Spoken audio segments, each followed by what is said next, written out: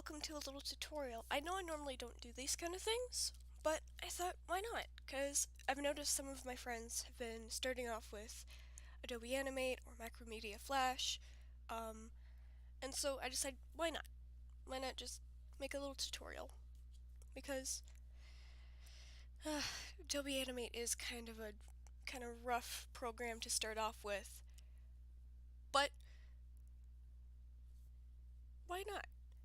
Also there's like way better tutorials than mine, of course. I learned how to use all of these tools from Draw with Jazza, so I recommend checking him out. He's very good at describing it.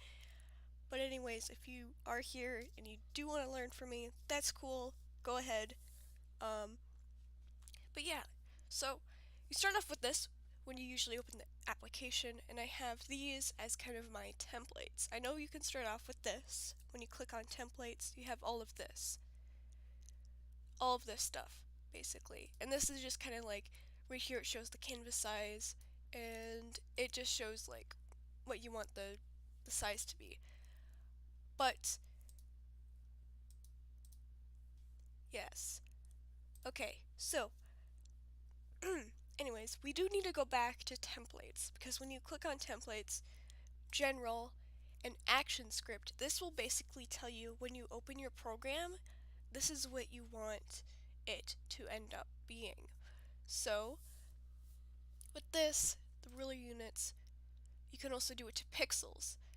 Pixels is the best way to do it, in my opinion, because you're not going to measure how much that is. But pixels, if you want to make videos on YouTube and animations, I recommend keeping it 920 pixels for width and a height of 1080. And whenever you set it, and it has to be on action script 3.0, because that's the one that I usually use. The other ones, I don't really care, but I recommend action script. And with this, you can basically change the frames per second. So whenever you open into when you open up into ActionScript 3.0, this is usually what it would be. And the background color, you can also just change it, so whenever you open it up, it's that background color. And I will show you in a minute what this is. And then when you're done with all of that, you can click Make Default, so that way you can do that. And also with frame rate, you can also change the frame rate, so whenever you open it up, you don't have to constantly mess with the frame rate. But I will teach you how to change all these settings too, if you want.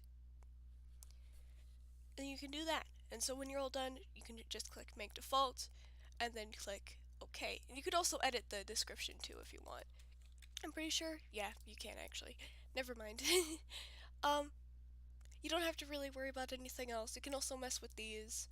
Yeah, you can if you want. So, air for iOS, Android, and desktop. And yeah, I guess that's just pretty much it. And then when you're done, you just click OK, and then it opens it up. So you have this, and it's all just this.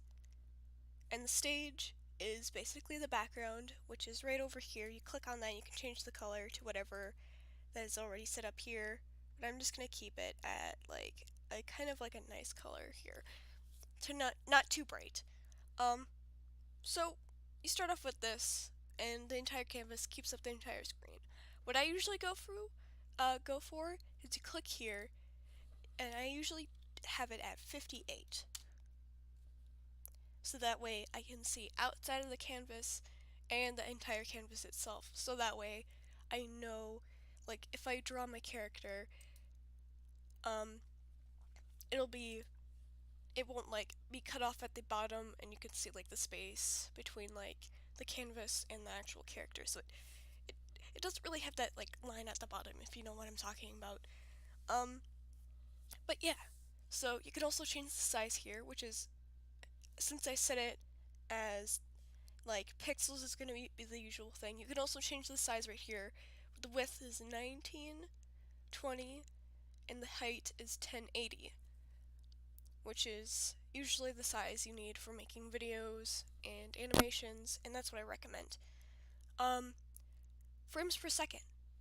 Frames per second is kind of like how fast and how slow you want it to go, and how many frames in a single second. Well, of course, because frames per second, it's in the name. Um, you can also change it. I'm usually at 20. I used to do it at 17, but I like doing it at 20. You can do pretty much whatever frames per second. Like if you were on Flip a Clip and you could change the frames per second, go ahead and put that here. Later, if you guys do want me to, I can also teach you some little simple things that you can do in Flash, like little effects and all that. Like if I ever made any effects on Flash that was interesting to you, I can make a tutorial on that, like little Flash effects and all that. And I can also teach you how to do tweening as well if you would like to do that. Because tweening, when you learn how to do it, you can do all kinds of cool stuff with that. But anyways, so we got all these tools on the side. So this is just cursor, selection tool, just click and drag and you got all that. Sub-selection tool, you don't, I hardly ever use it. I don't think you should know how to do it. If you do want to learn how to do it, I recommend going to Jazza. He's got better stuff. And this is kind of like the selection tool. So this is like a new kind of, it's a free transform tool.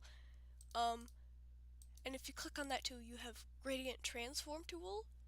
And so basically it's just like that, but with gradients, and I will teach you how to do that later. But for now we'll have this. And then we have 3D rotation tool. I never use that because I don't do 3D. But that's that. I don't do that. And this is the lasso tool. So you can select, with this kind of individually. Like if you drew your character and you want to remove the head, or you want to just adjust the head a little bit, the lasso tool will basically help you with that. Polygon tools, polygon select, and then magic wand. Magic wand is if you ever done paint tool side, the magic wand is pretty much like that. I never really use it though. This pen, I do not recommend doing. Do not use it. Do not use it. It's really bad. This is pretty much what it does. And I hate it. Don't use it. Text, you just click on it, drag so you can have enough space, and then you just type. And then if you go over here in the properties, you can change, if you click on here, you can change all the fonts. I've downloaded quite a few fonts.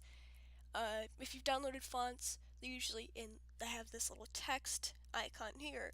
And then if they're just already with Flash, then they have this circle or O shape. But yeah, I have the text, which is in the family. Style is just style. I don't ever mess with it. Letter spacing. So let me type. I'm just gonna type a word. I'm just gonna type that, and then I'm just gonna select it. Letter spacing just changes the spacing pretty much. That's pretty much what it does. I'm gonna put it back to 20. I think that's what it was at. I'm not sure. I'm just gonna leave it at that. Or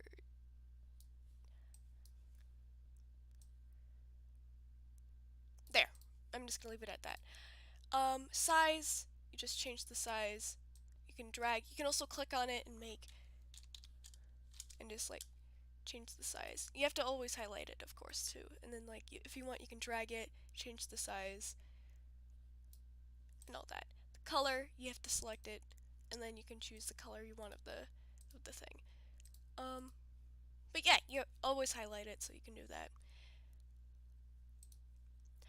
That's pretty much what else you'd like to do. Filters. Basically, if you want to drop shadow, that's pretty much what it does. That's how I was able to do. When I went through the settings, that's what I was able to do with the black highlight around the text on my the confession interactive post. That's how I was able to do that black outline. And then if you mess around with the settings, you can change all that. That's basically how I learned how to do that, just editing.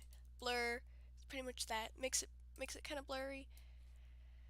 And then glow, pretty much just that.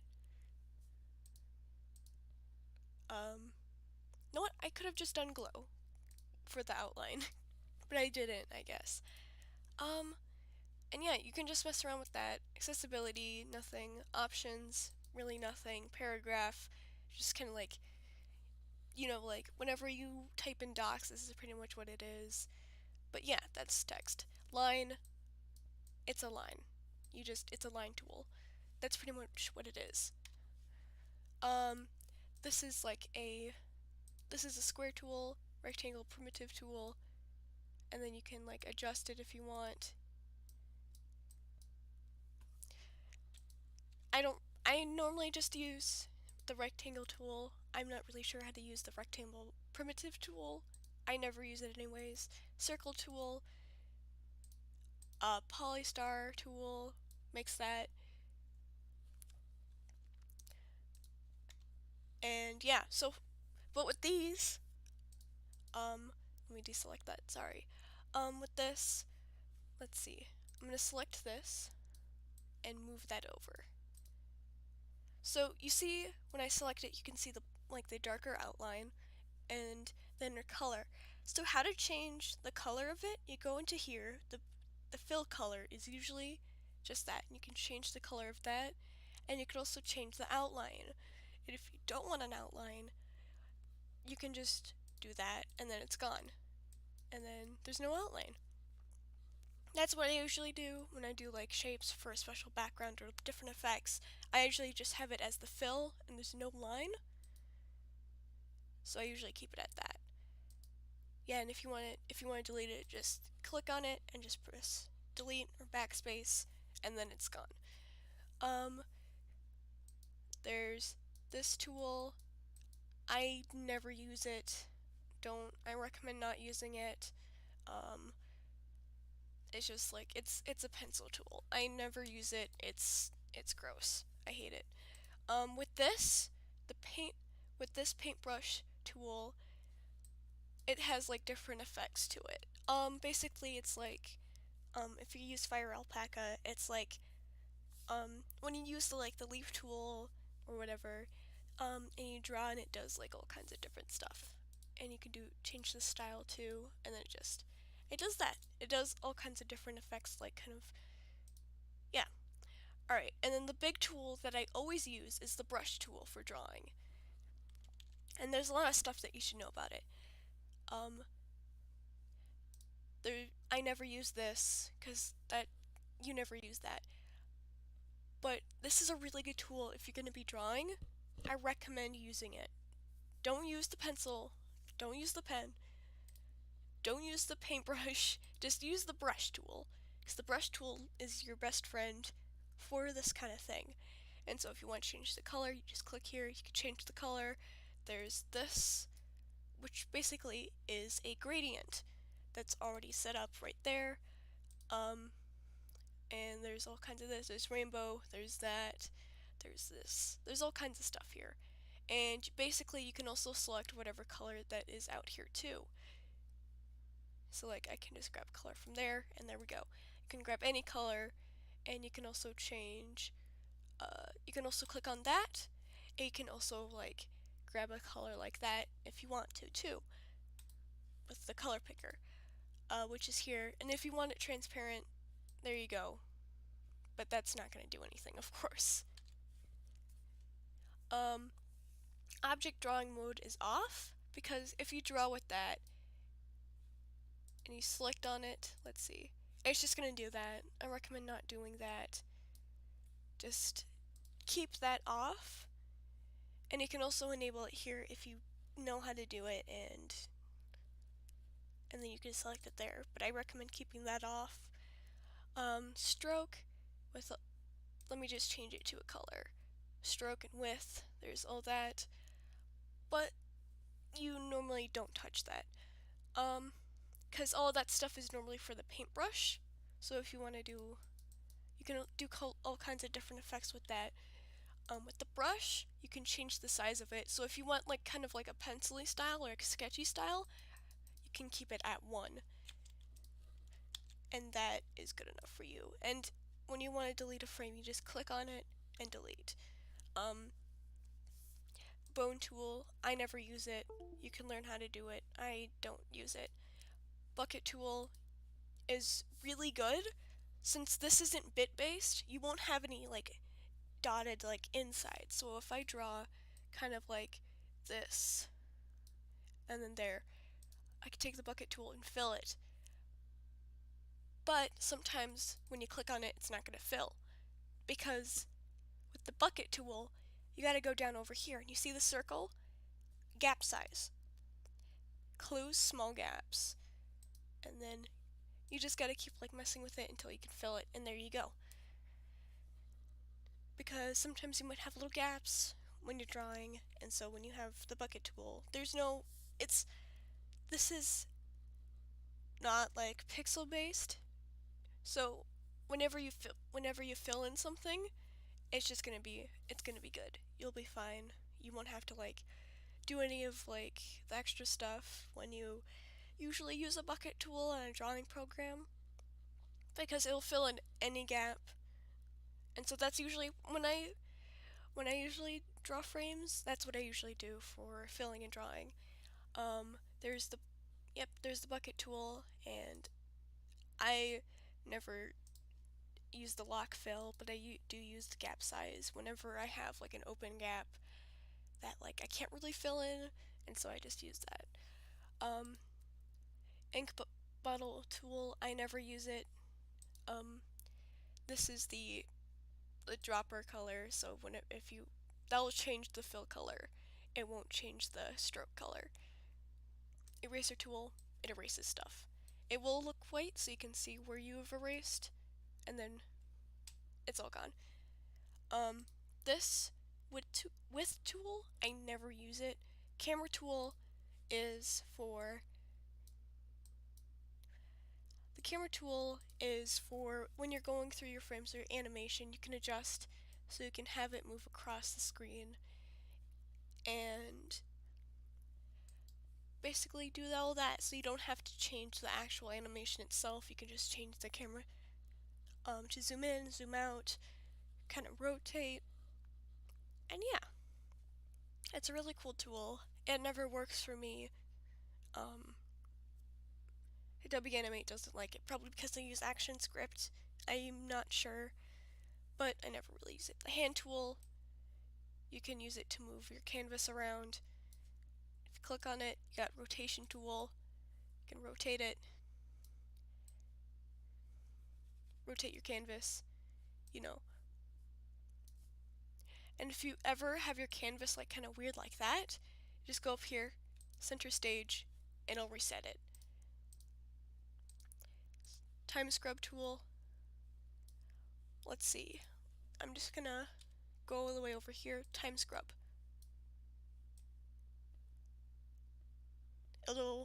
If you can see at the bottom, that red little marker, it'll start going through. And if you want to look at your animation, you can scrub through and just look through all your frames. This, you can zoom in, zoom out, but you can also just go back to center stage. 58, and there you go. And with pen, and I forgot to mention with with the brush tool, you can also change the brush kind of thing, so you can have it look like a square. Oh, I forgot to change the color. You can also click on it, and then you can change the entire color itself too. Make sure you deselect it after picking another color, because yeah. And to deselect it, I usually just use the eraser tool and just kind of erase over here. And so I'm just going to change the size so you can see that it makes it look kind of like a square, basically. And you can change, this is cool for calligraphy. This is kind of for calligraphy as well. I usually keep it at here though, but you can use whatever for drawing. It's just kind of your style. You can also add custom brush shapes, the smoothing. So when you draw, you see when I draw and it's like sometimes there's like little bumpy spots, and then I select and it adjusts itself. This is basically what smoothing does. smoothing, it just stays the same. So like if you have like kind of a shaky hand and you're trying to like do something really perfect, it's just gonna keep itself like that. So smoothing, and this is what the smoothest looks like. Yeah, I usually keep my smoothing at like 50 to like 44, and then it's good for me. But go ahead and mess around with it. It's just based on how you draw with your hand. Alright, and then you'll see down here these kind of tools. I'm gonna go here, swap colors. It just changes from bucket, changes like from the fill color to the line color. Don't worry about that notification. And this just resets everything to black and white. And then you can also just swap the colors if you want. This is the same thing as before. I never use it because it's just annoying to use. This is really good for like if you're gonna be coloring. So let me just try this. So I'm gonna do this, and then I'm gonna swap the colors real quick, and I'm gonna click here, paint fills, and this will only paint the fills because like the pencil tool is what you use with this color right here. And so if you're just gonna, whoops, I'm just gonna switch that real quick. So they'll be like that, and then I'm just gonna change this to a color so I can show you what I'm gonna be doing with paint fills. I forgot. Oh, yeah. So let me show you real quick. So when it loads for a second, it doesn't go over the line. It just kind of it falls behind, I guess. It just kind of goes in the background, if you understand what I'm talking about.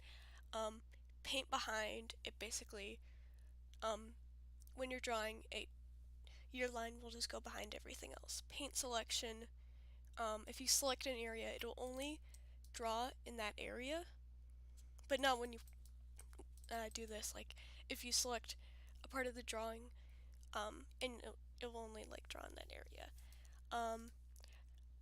The most common thing I use when I'm like drawing something and paint inside is the best. So I'm just gonna do this, swap the colors real quick, and then I'm gonna try drawing out there. It doesn't do that. If you can kind of see what's going on, it only draws in the area that you have selected. I usually use that tool for when I'm doing like markings and stuff and I don't want to draw on the line art. That's usually what I do, and it's really good for that kind of stuff. Below that is brush size. It's kind of like if you want it smaller or bigger. Brush shape is right there. This is pressure. Use pressure. I'm not using my stylus right now. I'm using my mouse because OBS is not like my tablet. So, so with that, it's like if you can use like brush pressure, and I can't really show it right now because my tablet is a completely different screen from my actual monitor. But yeah, pen pressure is like that. All the way down here is use tilt. It's kind of the same thing with pen pressure. But yeah, that's pretty much what all the tools are in a nutshell. And then here's the frames. To create a new frame, you just press F7 to create a completely blank frame. And to duplicate a frame, so like if I have this and I have this drawing, and you want to completely duplicate it, you just press F6. And then it just creates another frame like that. And then these are also just like, it's still going to be the same frame. So if you want to do something like that, if you see what that is, if you want to delete a frame or like clear it, you just press backspace and backspace. If you right click on the frame, there's all kinds of stuff that you can do. Clear frames, so like if you draw it, right click, clear frames. There you go. Select all frames, you just select all the frames, and then you can just go over here and then remove frames, and then all of them are gone. You can't draw on these frames because there's no frame to draw into. So you just gotta click on it, press F7, and you can also extend it and press F7 again, and then you have all of this space. Because this is like usually all of this stuff you can't draw into. It's just like wherever the last frame is, that's where the animation stops.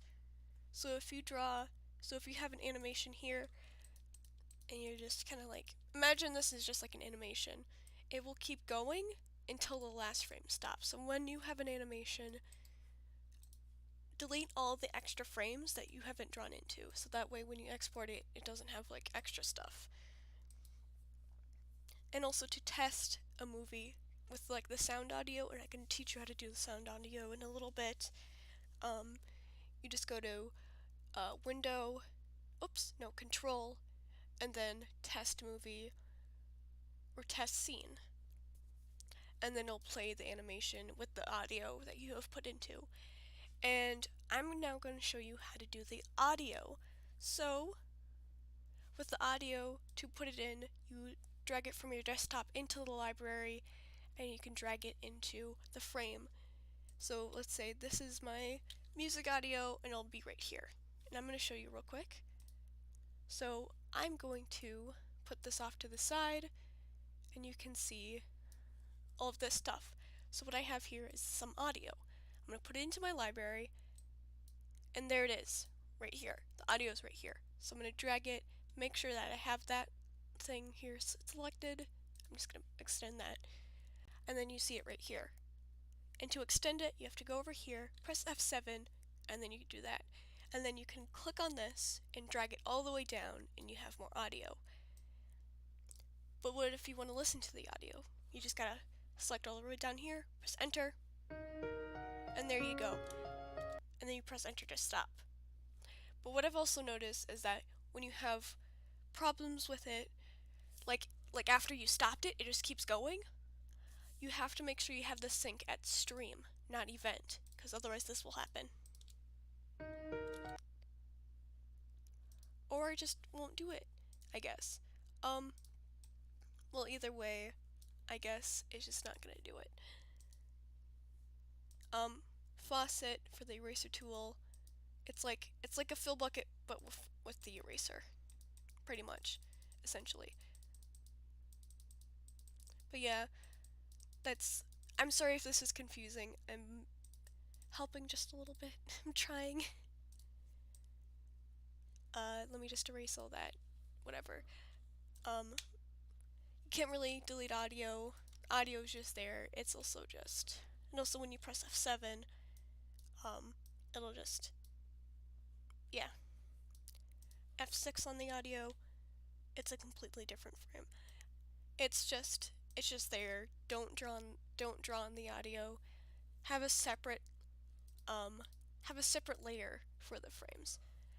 And to make another layer, you can press here and have a folder for the layers. You can just slide it in there, and there you go. You have a folder. And if you delete the layers in the folder, it's gone. You can just press the delete tool as well and delete. So, you finished an animation. For example, you finished an animation and you're ready to export it. Go up to File, go down to Export, and Export Movie. And that's how you export it. But a really big thing, if you want to make sure that the quality is perfect, you have to go to Publish Settings, and then you open this. The output name is kind of like just, when you export it, that's what the file is going to be. JPEG quality, keep it at 100. Auto stream, make sure it's at the highest and best. And always, mono is the worst audio that you can ever have, so make sure you keep it at stereo. Compression MP3 is still good. And you press OK, and do the same thing here. Make everything best, 160. Unclick that, press OK, and then you're good.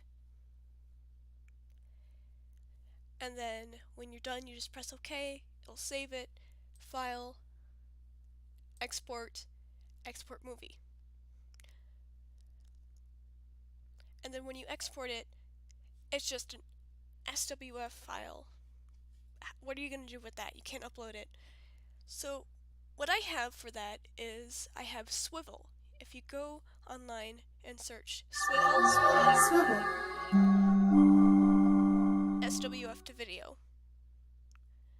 That's what I use because Animate just is weird like that. So you go add. I'm just gonna select a random thing that I have. I'm just gonna select my outro SWF. I put it at frame range, so that way it's like from the last frame I set it all the way to the back. Bitmap smoothing, just kind of smooth it out. Video, it's just like the cropping and all that. I normally don't really touch it unless I have to. Audio, extract some SWF, or you can have an external audio track. If it's at mono, please select it to stereo. That's the best that you can get it. Overlay, this is if you want a watermark on it, and this is just, yeah, you can change like the transparency of it and the size and all that. I normally don't have it, but if you do want to have a watermark, go ahead, you can put it on there, and then you just click convert, and it'll just start doing that. And there you go. All done. And I press cancel because, you know. But yeah, when you just go through that, that's how you normally export it. I hope I went through everything. I'm pretty sure I did. But definitely please check out Jazza, and I'll have in the description a link on how to do it, because I'll have a link for Jazza for the basics of it, and I will also provide the download for Swivel and for Adobe Animate CC. So yeah, I'm sorry if this seemed really choppy and out of place. I really hope some of it makes sense.